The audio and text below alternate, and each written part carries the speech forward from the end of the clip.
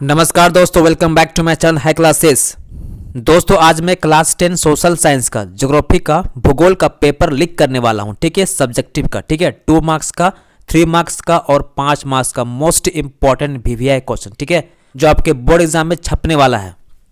जो भी विद्यार्थी लोग क्लास 10 बोर्ड एग्जाम के लिए काफ़ी सीरियस है और बोर्ड एग्जाम फोड़ना चाहते हो ना, तो इस वीडियो को पूरा फुल वॉच कीजिएगा, पूरा आपको समझ में आएगा। ठीक है, और दोस्तों वीडियो स्टार्ट करने से पहले अगर आपने अभी तक, ठीक है, मेरे सोशल साइंस के पेपर लीक वाला वीडियो, ठीक है, सिविक्स का, इकोनॉमिक्स का, हिस्ट्री का नहीं देखे हो तो आप जाके देख सकते हो।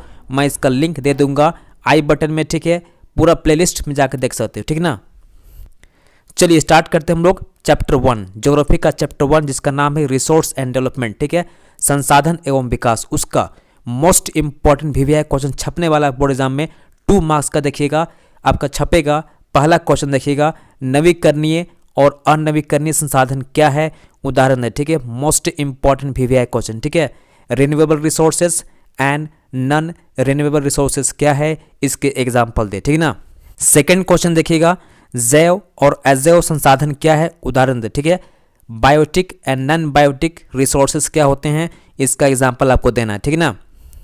इसके बाद देखिए अगला क्वेश्चन, संभावी संसाधन क्या है, उदाहरण दे। ठीक है, और आगे देखिएगा बहुत ही ज़्यादा मोस्ट इंपॉर्टेंट क्वेश्चन, रेगर मिट्टी किसे कहते हैं। ठीक है, रेगर मिट्टी किसे कहते हैं, यह किसकी फसल के लिए उपयोगी है। ठीक है, ये आपके 2 मार्क्स के क्वेश्चन है जो कि छपने वाला है बोर्ड एग्जाम, ठीक है, इसी से क्वेश्चन रहने वाला, ठीक है ना। अब आगे समझिएगा इसी चैप्टर से, ठीक है, 5 मार्क्स का क्वेश्चन कहाँ से लीक होगा, ध्यान दीजिए। ठीक है, आपका क्वेश्चन आएगा मृदा अपरदन क्या है, ठीक है, इसके बचाव के उपाय को लिखे। ठीक है, मृदा अपरदन क्या है, सोइल इरोजन क्या है, ठीक है, मोस्ट इंपॉर्टेंट वीवीआई क्वेश्चन है। आगे देखिएगा, धारणीयता का विषय विकास के लिए क्यों महत्वपूर्ण है। ठीक है, यानी कि सस्टेनेबल डेवलपमेंट, ठीक है, विकास के लिए इतना महत्वपूर्ण क्यों हो जाता है। ठीक है, मोस्ट इंपॉर्टेंट क्वेश्चन है, वीवीआई क्वेश्चन, ठीक है।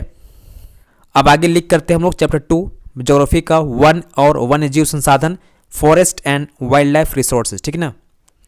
इसमें आपका 2 मार्क्स क्वेश्चन बनेगा, जैव विविधता क्या है। ठीक है, यह मानव के विकास के लिए इतना महत्वपूर्ण क्यों है। ठीक है, most important question, what is biodiversity, ठीक है ना, यह मानव के विकास के लिए इतना महत्वपूर्ण क्यों है। ठीक है, why it is so important for human development, ठीक है ना। इसी चैप्टर से, ठीक है, इसी चैप्टर से 3 मार्क्स क्वेश्चन बनेगा आपका, प्राणी जात एवं वनस्पति जात के ह्रास के कारणों को लिखे। ठीक है, अब आगे देखिएगा चैप्टर 3, ठीक है, जिसका नाम है जल संसाधन, वाटर रिसोर्सेज। ठीक है, इसमें आपका 2 मार्क्स क्वेश्चन बनेगा, लीक होगा, जल दुर्लभता क्या है। ठीक है, मोस्ट इंपॉर्टेंट क्वेश्चन, ठीक है, जल दुर्लभता क्या है, इसके मुख्य कारण क्या है। ठीक है, व्हाट इज वाटर स्कैर्सिटी, ठीक है ना, और इसके मुख्य कारण क्या है, क्या वजह है, क्या रीजन है, आपको बताना, ठीक है ना। नेक्स्ट क्वेश्चन देखिए, ठीक है ना, राजस्थान के, ठीक है, राजस्थान के अर्ध शुष्क इलाकों में जल संग्रहण कैसे किया जाता है, मोस्ट इंपॉर्टेंट वीवीआई क्वेश्चन। ठीक है, राजस्थान के सेमी एरिड इलाकों में, ठीक ना, जल संग्रहण के लिए, ठीक है, वाटर हार्वेस्टिंग के लिए कैसे इस्तेमाल किया जाता है, ठीक है ना, मोस्ट इंपॉर्टेंट क्वेश्चन है।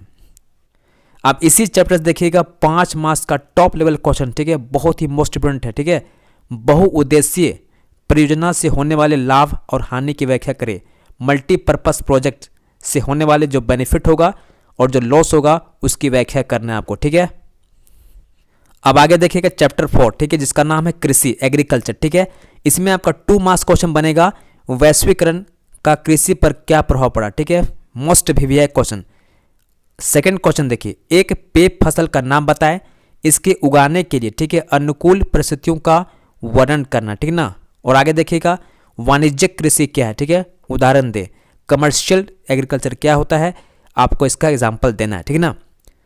अब इसी चैप्टर से देखिएगा 3 मार्क्स क्वेश्चन, ठीक है, मोस्ट इंपोर्टेंट है, चावल की खेती के लिए आवश्यक भौगोलिक परिस्थितियों का वर्णन करें। ठीक है, चावल खेती के लिए जो आवश्यक ज्योग्राफिकल कंडीशन है ना, उसको आपको लिखना है, ठीक ना।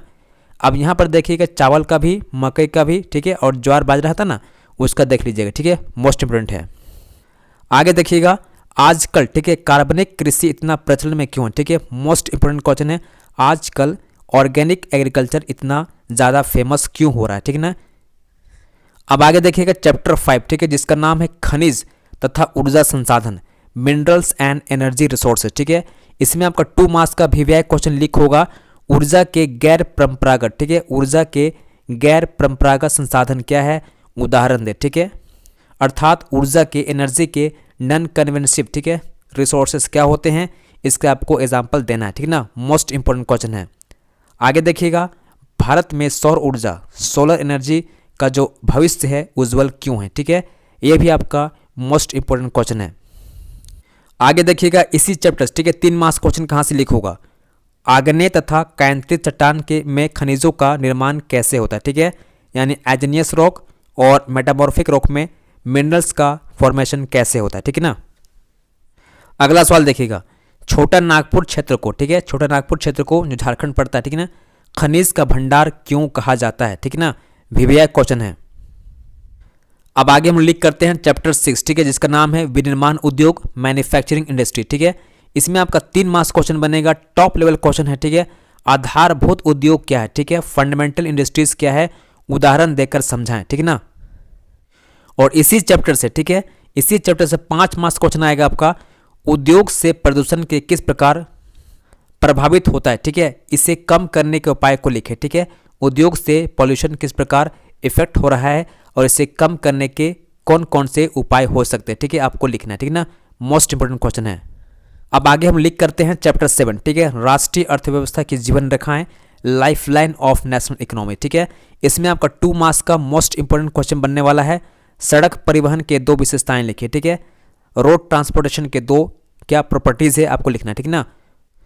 और दोस्तों आपका इसी चैप्टर से, ठीक है, 7 चैप्टर से 5 मार्क्स क्वेश्चन जो लीक होगा वो यहाँ से रहेगा, ठीक है। सड़क परिवहन रेल परिवहन की अपेक्षा अधिक उपयोगी कैसे, ठीक है, रोड ट्रांसपोर्टेशन, ठीक है, रेलवे ट्रांसपोर्टेशन से बेहतर क्यों है, ठीक ना, इतना उपयोगी कैसे है। सेकंड क्वेश्चन देखिएगा, व्यापार से क्या समझते हैं, स्थानीय व्यापार और अंतर्राष्ट्रीय व्यापार में क्या अंतर, ठीक है। और आगे देखिएगा, परिवहन के साधन और संचार के साधन किसी देश की जीवन रेखा और अर्थव्यवस्था का रीढ़ की हड्डी क्यों मानी जाती है, ठीक है, मोस्ट इंपॉर्टेंट क्वेश्चन, ठीक है। तो दोस्तों आपको इन सभी क्वेश्चन को, ठीक है, एकदम आराम से तैयारी कर जाना है, अच्छा से उसको प्रिपेयर कर लेना, ठीक है ना। भले आप किताब पढ़ो ना पढ़ो, कम से कम आपको इस क्वेश्चन को अच्छा से करके जाना, ठीक है, पूरा आप अच्छा से लिख के आओगे, ठीक है ना।